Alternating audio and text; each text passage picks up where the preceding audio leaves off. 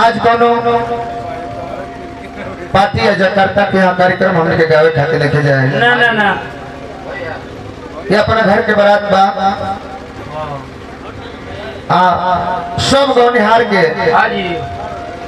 दुलार प्यार स्नेह पावे वाला देवे वाला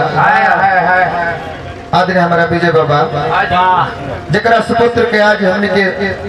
शादी में एकत्रित बने जा अजय ने देखे होने कलाकार लोग पता नहीं सब है हम सब के तहे दिल से स्वागत अभिनंदन वंदन करता नहीं गोड़ छूटे गोड़ लगता नहीं आशीर्वाद के कामना बा आज दो अनजान पथ के राही एक पथ पर चले खातिर पवित्र अग्नि के फेरा ली है ओके हाँ एगो दुल्हा और एगो दुल्हन और दुल्हा दुल्हन के मंगल जीवन खातिर परम पिता परमेश्वर से नहीं हो रहा करो कि जब तक धरती हेलो सिटी लोग भैया जब तक धरती सूरज चांद सितारा रहे तब तक दुल्हा दुल्हन के जोड़ी बने रहे ठेका ठेकी ना होई तो लइका फेंके पैसे अरे झगड़ा झगड़ा रे बहु आज जनगांव से चल के बारात आई बिया गाँव अयोध्या से कम न लागत हो जनगांव में बारात आके ठहरो बिया गाँव जनकपुर के समान लगता दुल्हे सरकार राम के स्थान पर बानी तो दुल्हन सीता के स्थान पर बारी दुल्हे सरकार के पिता श्री आज चक्रवर्ती सम्राट दशरथ के स्थान पर बानी तो दुल्हन के पिता राजा जनक के स्थान पर बानी हम स्वागत करो बगल में बैठे हमारा हमने के गार्जियन विष्णुदेव बाबा बार बार को लगी आशीर्वाद के कामना करो बगल में बैठे हमारा कुंवर जी के शिष्य हमारा उमा शंकर भैया सादर स्वागत प्रणाम करो और खुशी के बाद में लगातार चौथी बार चुनाव हमारा कुंवर जी जीतल बनी और परिवार में जन्म लिहल एगो सौभाग्य के बात बा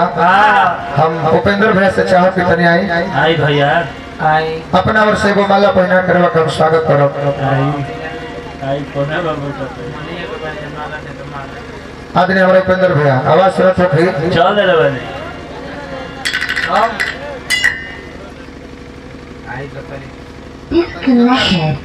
डिस्कनेक्टेड आता हूं कर मत बोला बंद कर दे भैया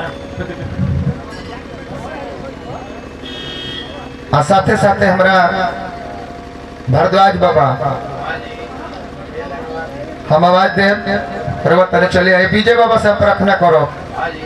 फिर भारद्वाज बाबा का रहुआ स्वागत करी बड़ी सुंदर यह बारात में ऐसे इंसान लोग उपस्थित बा जेकर दर्शन बड़ी सौभाग्य से प्राप्त होखेला आवाज सुनत होखी भारद्वाज बाबा हमारा आवाज सुनत होखी नहीं खे निकल के निकाह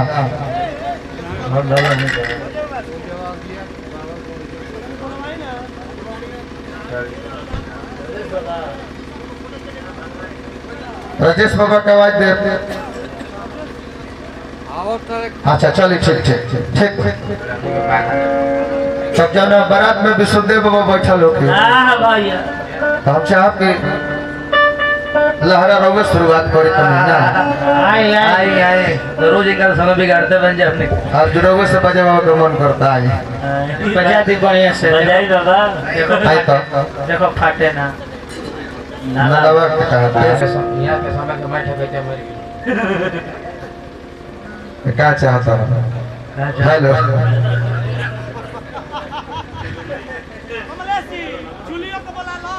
अभी बोला दी हाँ मैं ही नहीं है जुली कपड़ा कपड़ा पहन लगता रहा यही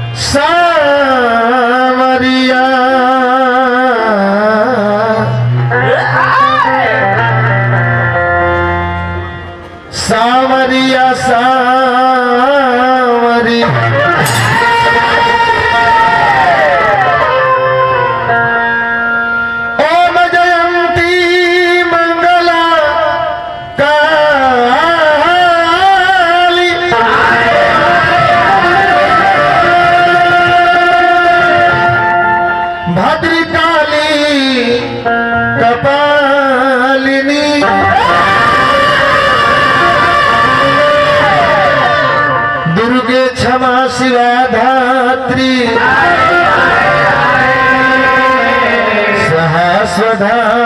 नमस्तुते जय गणेश मंगल करना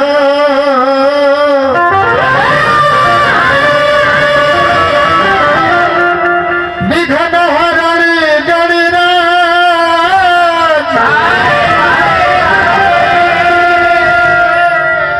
एकादंत परिवार प्रदान सिद्ध करो मम सिद्ध करो मम काज आज है गौरी के लाल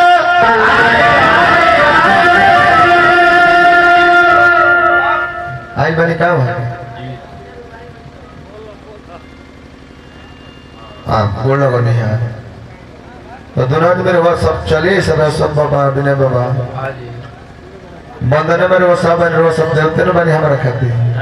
हम चाहत कि बोले वो सब कह के वो माला पहना के स्वागत हम करना चलिए लगता हम जब नाम सुना को तो बिना तब दर्शन लोगे से तनी चरणिया हम छूली हमारे आने के बाद आगरा बा ठेका ठेकी हो जा अशोक बाबा विनय बाबा प्रार्थना बाद दुनिया दिन से चले आई सब आइए महानुभाव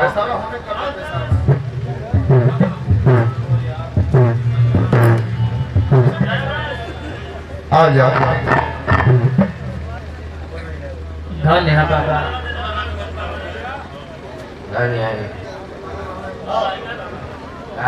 माला के कमी भाई बारात में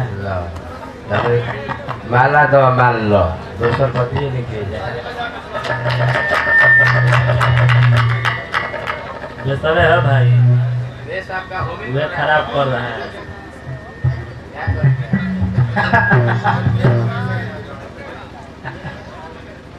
अच्छा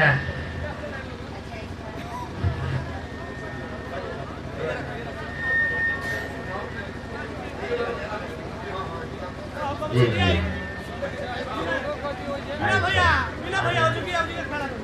अशोक हाँ खड़ा रहे सर्व सबके हो जाए वो सब के अच्छी तरह। कलकार के बारात में है ना होला सही राज बना तब अब ये बारात में हमने के विनय बाबा अशोक बाबा के सम्मानित स्वागत करो हमने के अति प्रिय भाई अशोक गौनिहार के चेता हमारे जितेंद्र जखमी भाई आवाज सुनत थे पर वो चलिए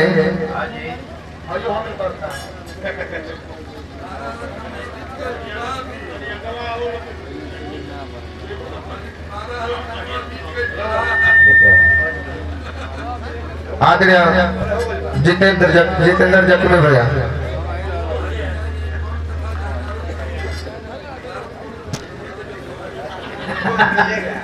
हमारे विजय बाबा सब के सम्मानित करता नहीं जय वाह मोमिन कितना करता मरना हेलो ताली बजा के स्वागत हो है